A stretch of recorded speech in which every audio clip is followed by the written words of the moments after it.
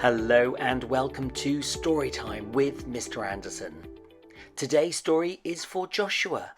It is The Gruffalo's Child, written by Julia Donaldson and illustrated by Axel Scheffler. The Gruffalo said that no Gruffalo should ever set foot in the deep, dark wood. Why not? Why not? Because if you do, the big bad mouse will be after you. I met him once, said the Gruffalo. I met him a long, long time ago. What does he look like? Tell us, Dad. He is terribly big and terribly bad. I can't quite remember, the Gruffalo said. Then he thought for a minute and scratched his head. The big bad mouse is terribly strong, and his scaly tail is terribly long. His eyes are like pools of terrible fire, and his terrible whiskers are tougher than wire. One snowy night, when the Gruffalo snored, the Gruffalo's child was feeling bored. The Gruffalo's child was feeling brave, so she tiptoed out of the Gruffalo's cave.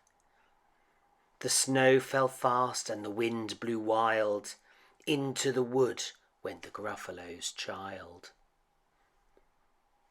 Aha, oh ho, a trail in the snow. Whose is the trail and where does it go? A tail poked out from a log pile house. Could this be the tail of the big bad mouse?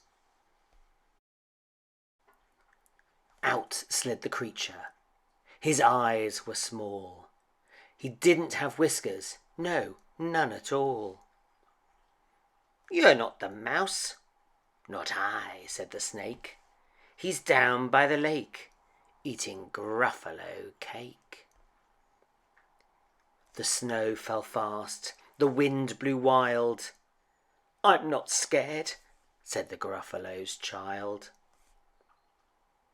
Aha, oh-ho, marks in the snow. Whose are these claw marks? Where do they go? Two eyes gleamed out of a tree-top house. Could these be the eyes of the big bad mouse? Down flew the creature. His tail was short, and he didn't have whiskers of any sort. You're not the mouse. To woo, not I, but he's somewhere nearby, eating Gruffalo pie. The snow fell fast, the wind blew wild. I'm not scared, said the Gruffalo's child. Aha, oh-ho, a track in the snow. Whose is the track, and where does it go? Whiskers at last, and an underground house. Could this be the home of the big bad mouse? Out slunk the creature. His eyes weren't fiery. His tail wasn't scaly. His whiskers weren't wiry. You're not the mouse. Oh no, not me. He's under a tree, drinking Gruffalo tea. It's all a trick, said the Gruffalo's child, as she sat on a stump where the snow lay piled. I don't believe in the big bad mouse. But here comes a little one out of his house. Not big, not bad, but a mouse at least. You'll taste good as a midnight feast. Wait, said the mouse, before you eat. There's a friend of mine that you ought to meet. If you let me hop onto a hazel twig, I'll beckon my friend, so bad and big. The Gruffalo's child unclenched her fist. The big bad mouse, so he does exist. The mouse hopped into the hazel tree. He beckoned, then said, "Just wait and see." Out came the moon. It was bright and round.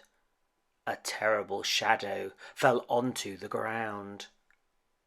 "Who is this creature so big, bad and strong?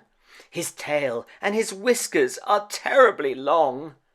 His ears are enormous, and over his shoulder he carries a nut as big as a boulder." "The big bad mouse!" yelled the Gruffalo's child. The mouse jumped down from the twig and smiled. "Aha, aho, prints in the snow. Whose are these footprints, and where do they go?" The footprints led to the Gruffalo cave, where the Gruffalo's child was a bit less brave. The Gruffalo's child was a bit less bored. And the Gruffalo snored and snored and snored. The end.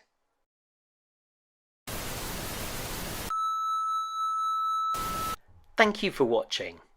Don't forget to subscribe to the channel and hit the bell for notification of new stories.